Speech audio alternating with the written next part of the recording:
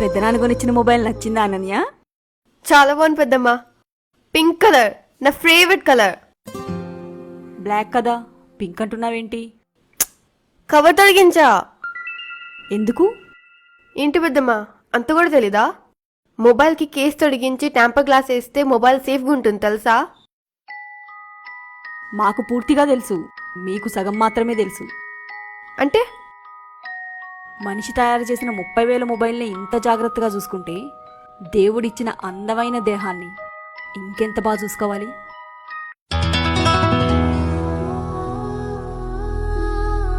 Okay పెద్దమ్మ. పెద్దమ్మ